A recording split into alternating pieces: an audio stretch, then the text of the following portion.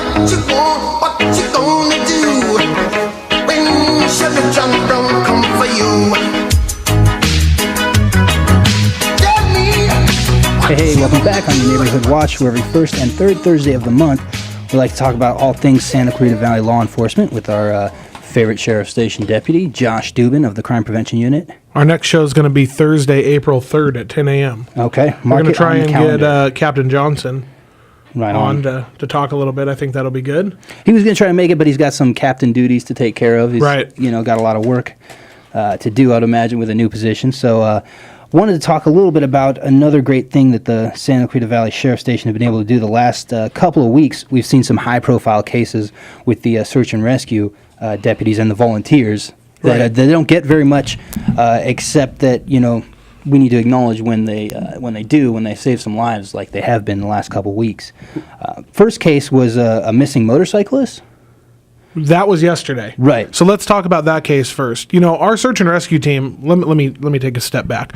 Our search and rescue team is made up of not only reserve deputy sheriffs who make $1 a year, but also civilian volunteers that do it for free because they love what they're doing. And these civilian volunteers go through just an extensive amount of training, EMT certification, mountain rescue certification, just Weeks so much training, months. just a ton and ton, hours and hours and hours of training.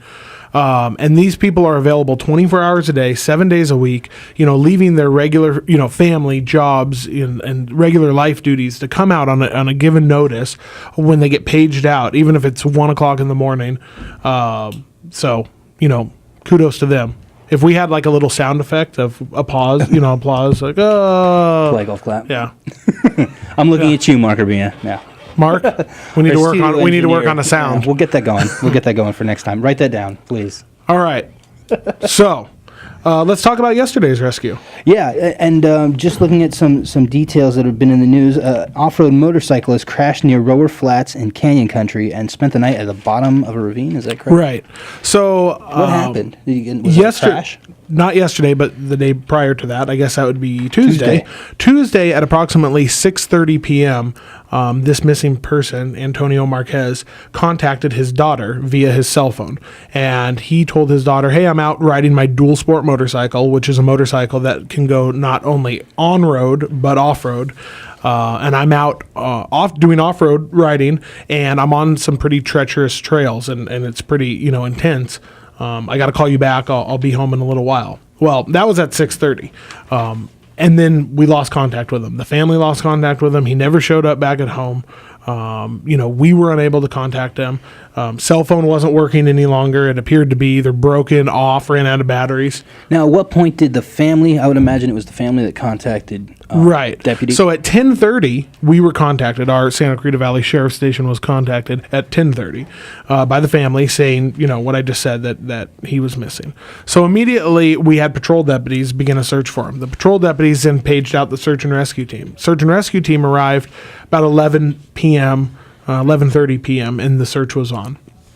We then requested a helicopter that happened to be in the area from the Los Angeles County Fire Department. So the helicopter is overhead using night vision to search for this person. And deputies, you guys also have aerial units as well. We do. It's just a matter of that was closer. Right. Okay. And so, the search was on. Now we have multiple people, not only on foot, in 4x4 vehicles, and then we have the fire department helicopter overhead. Well, we learned that on this particular search, this was a very large search area. We worked our way from San Francisco Canyon, Copper Hill area right there, pushing all the way back towards Sierra Highway, Davenport, and then in between pushing back towards the Palmdale area. So huge, pretty good area, huge search area, and we didn't know exactly where he was. So as the search continues, obviously, not only local media, but network media started picking it up. A lot of media covered the story yesterday. And we enlisted the help of the Crescenta Valley Sheriff Station. They have an outstanding search and rescue team made up, again, of reserve deputy sheriffs and civilian volunteers. So Crescenta Valley Sheriff's Station search and rescue team responded out to Santa Clarita to assist in the search. One of our Sheriff's Department helicopters joined the search, then went into the air using the FLIR device, which picks up heat signals, infrared. So the search was, quite extensive.